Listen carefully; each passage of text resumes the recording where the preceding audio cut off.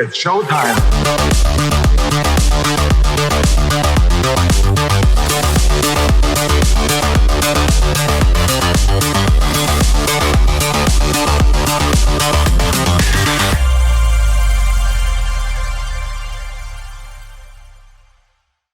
All right, what's going on, you guys? Nick here with Nick Strength and Power. I've got a couple of interesting stories for you guys today. The first story that I've got for you guys today, I want to talk a little bit about the Masters Mr. Olympia because this show is coming up.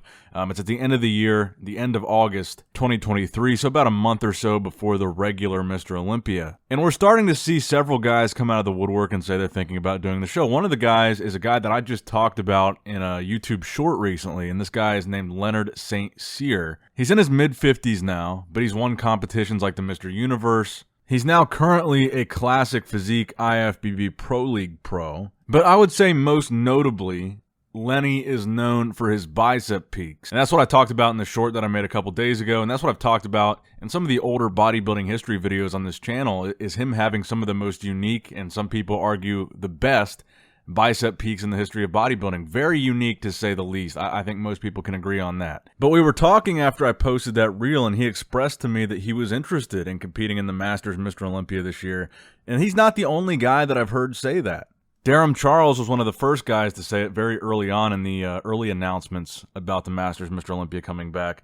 But more recently, Ron Harris interviewed Johnny Jackson, who was at one point the strongest bodybuilder on the planet. And in that interview, Johnny Jackson, who's now 52, he expressed interest in competing in the Masters Mr. Olympia and essentially said he was going to be competing in the Masters Mr. Olympia this year. So I'm kind of interested to see how this all shapes out. Because initially when they announced this Masters Olympia was coming back, I actually didn't think it was a great idea because we've had all these bodybuilders having health issues. And that's been like a big topic in the sport recently. And I didn't think anybody would really come out of the woodwork to do it. And I didn't think it would be that exciting of a show. But we're seeing these guys that we haven't seen compete in a very long time say they're interested. And I think that would make for a very interesting show. And now that we know the rules for Men's Open, and we know that it's 45 plus, there's a lot of legendary bodybuilders that fit in that category. And even though right now we're not seeing like former Mr. Olympia champs commit to doing the show or express interest, think about some of the guys right now that fit in that age bracket that are still in good shape. I've seen Kevin Levrone. He's been training lately, and he looks like he's putting on some size again. Jay Cutler obviously looks amazing. He fits in that age bracket. Dexter Jackson obviously recently retired, but he still looks really good. Dennis James, another guy that's in really good shape. I just think that we could see this lineup really develop into a very interesting and unique competition. Just based on some of the guys that we're seeing express interest so far, like Darren Charles, Leonard St. Cyr, Johnny Jackson. These are three very different physiques. And hell, if you click over to the newly created Masters Olympia Instagram page, it's linked in this little update that they posted about the deadline. On the Masters page, there's a post saying that Phil Klahar is confirmed to be doing the Masters Olympia, another very different physique. And then I'm reading the comments there, and it also reminds me that Kamal said in an interview, Kamal El-Gargni from 212, that he was interested in competing in the Masters Olympia, another very different physique. So just right there in the first couple minutes of this video, there's a pretty interesting lineup taking shape for that Masters Olympia, and we're probably still like half a year away from getting any type of preliminary competitor list for this show. But let me know what you guys think in the comment section below. Masters Olympia, are you excited to see it come back? Do you think it's going to be worthwhile? Are you going to watch it? Do you think it's a good idea, bad idea? Health-wise, is it bad? Entertainment-wise, is it good?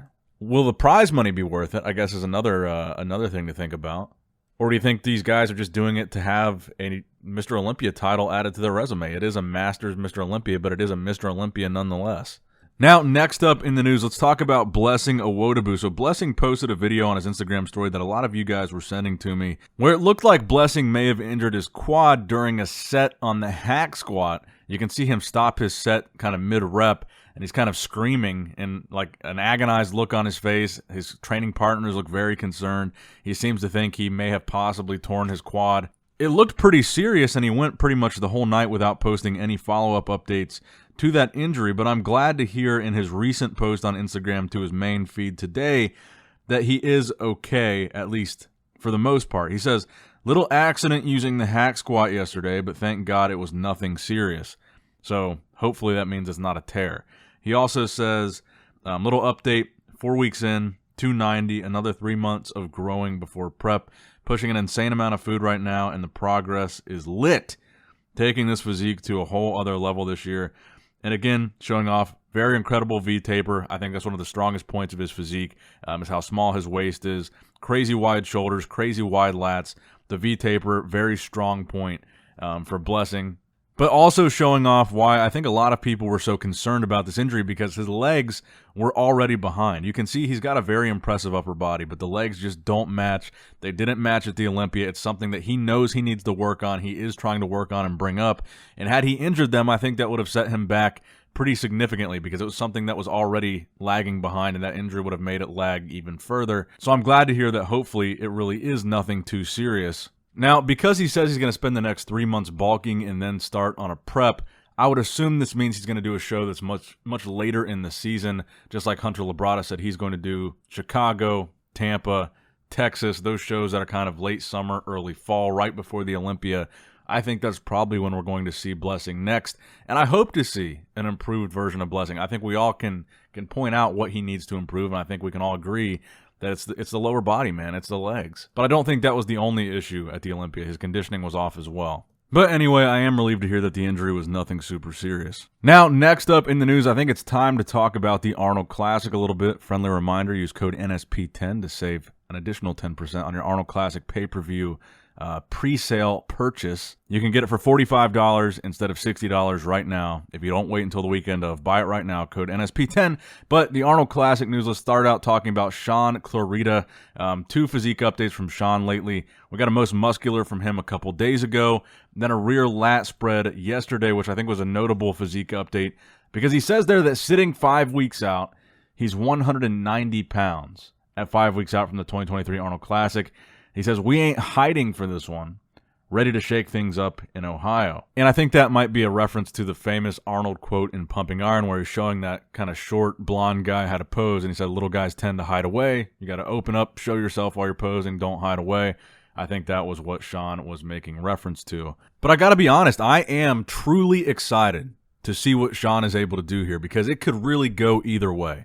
He could dominate this thing, or he could do terrible. I think we're leaning more towards the dominate this thing end of the spectrum. But it really could go either way, because like he says in this post, he is 190 pounds. He is going to be by far the lightest bodybuilder in this lineup. So if he's not conditioned, which we can pretty much bank on he will be, because he really can't not be conditioned. Because when you're that size, you really have to bring the conditioning. You really don't have any other choice. You can't show up at 190 pounds out of shape. You got to be 190 pounds shredded to the bone, and that's where you're catching these bigger guys. That's the only way a physique like Shaun does well, and he's done that pretty damn consistently, so I think we can count on seeing that again at the Arnold Classic. And I think you're already seeing these other guys recognize that that is Shaun's superpower. I really think that Nick Walker looks more conditioned, tighter, drier, harder in these updates than he did in his Olympia prep at the same point in that prep. And I think the reason for that is he knows that Shaun Clarida is bringing the conditioning, and Shaun Clarida can catch a bigger bodybuilder if their conditioning is not 100%. I still think we're going to see a better version of Nick Walker at the Arnold Classic this year than we saw at the Olympia last year, and I think Shaun Clarida will be the reason for that. Because let's be honest, I don't think that outside of Shaun Clarida, if you're looking at Big Ramy, Samson Dauda, Andrew Jacked, I don't think that Nick Walker is looking at them and thinking these guys are going to out-condition me. I think he's thinking about their shape and their structure and the flow of their physique, but I don't think he's worried about being out-conditioned by those guys. But Nick knows that this is a competition where Shaun's conditioning can be dangerous, and I think that's why he's bringing it a little bit extra. And look at the fact of the matter here. The last time we saw somebody try this, a 212 Mr. Olympia champ jumping into a really competitive open bodybuilding lineup, Derek Lunsford jumping in the Olympia this year, the Open Olympia. He takes top 2. So why are we to believe that Shaun Clarida can't be top 2 at the Open Arnold Classic if Derek just did the same thing as a 212 Olympia champ going into the Open Olympia? And again, I say, why do we even have a 212 division? These guys are just as good in Open, if not better in some cases, than they are in 212. So why does that division really even exist still? These guys are doing phenomenal in Open. A bodybuilder is a bodybuilder regardless of how tall they are, regardless of how big their frame is. It's about completeness. It's still about proportion and balance and symmetry and conditioning. It's not always about size, and you can see these smaller guys do better than bigger Open guys. Hadi Chupin, your current Open Olympia, he came from 212. Derek came from 212. Bonac came from 212. Clarida came from 212. And don't forget, you've got Kamal in here as well. And the Arnold has already gotten rid of the 212 category. So I honestly think if Clarida were to come in and win this show, and you just had Derek and Hadi as the top two in the Open Olympia, I think that does start some real conversations about what's the point in us even continuing 212 if these bodybuilders are this dangerous and open. Bodybuilding is bodybuilding. We don't need a weight limit. But then I guess the other side of that slippery slope is then, does that same argument apply to classic physique? Do we start saying, well, why does classic physique have a weight limit? We should let them get as big as possible or as big as they want. And then you're opening that whole can of worms. You could apply a lot of those same arguments to classic physique because their weight is limited by their height. And I'm curious to get your guys' take on this because I do think it's a really legitimate question to pose. If Shaun Clarida were to come in and win this Arnold Classic, should they get rid of 212? Because at that point, who is it for? Because 212, as I always understood it, was these are guys that are limited. They can only be so big because of their height or their frame. But if former 212 guys are winning the Olympia, placing second at the Olympia, and possibly winning the Arnold, then how limited are these 212 guys really to not compete in open bodybuilding? At a certain point, I just think 212 stops making sense.